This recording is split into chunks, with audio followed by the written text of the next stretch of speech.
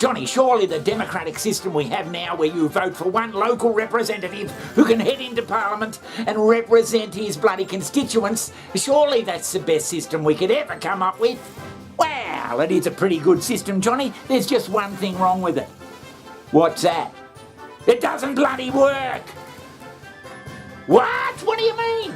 No, it doesn't bloody work. I mean, these politicians, they come in every 4 years or 3 years or whatever, and they spin a whole lot of bullshit to people about what they're going to do and they're going to do this and going to do that. And once they get in power, they just abandon all that and do what they fucking want to. Well, yeah, I suppose. So you're not being represented at all. It all just goes into this big mixing pot, and the parties, well, yeah.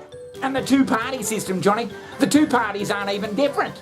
They're just the same these days. So we don't live in a democracy. This idea that somehow one party cares about democracy while the others doesn't. You know, they both serve the same corporatocracy, which is what we live in. An oligarchy, run by corporations.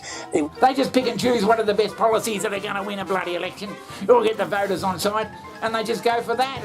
Oh, Jesus. And we're being slowly, or very quickly it seems now, being led down the garden path of having a war with China. I mean, it's everywhere. It's getting worse and worse and worse now. And members of U.S. Congress are openly talking about war with China. And for the first time that I can remember, China is openly talking about the U.S. provoking a war with China. Well, what else can you do, Johnny? What else can you do? Now, if you had a bloody referendum, Johnny, if you had a referendum anywhere, the governments don't want referendums, Johnny. They fucking hate referendums. They don't want No, they don't want referendums because the people might actually have a say in what the fucking hell's going on. What?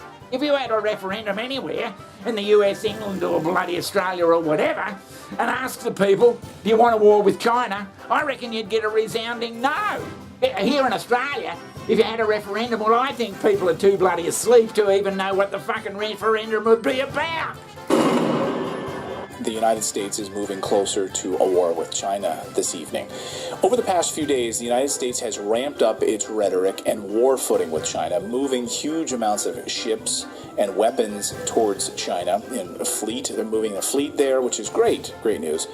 So, Johnny, if this great system, this democracy system worked, everyone could go to their local politician and say, no, we don't want war, go and vote for no war, and that politician would head off to bloody Canberra and say, none of my bloody constituents want a war, and the other ones would say, none of my constituents want a war either, and it ended up we're not having a war at all. So, I don't know, did you guys vote for war with China? Because I sure as hell didn't. Do these people even understand what they're saying? That's not going to work because we have to do what the United States of America tells us to do. You get down the street anywhere in Australia, Johnny, and no one's talking about having a war. It's all just... Born free as the wind.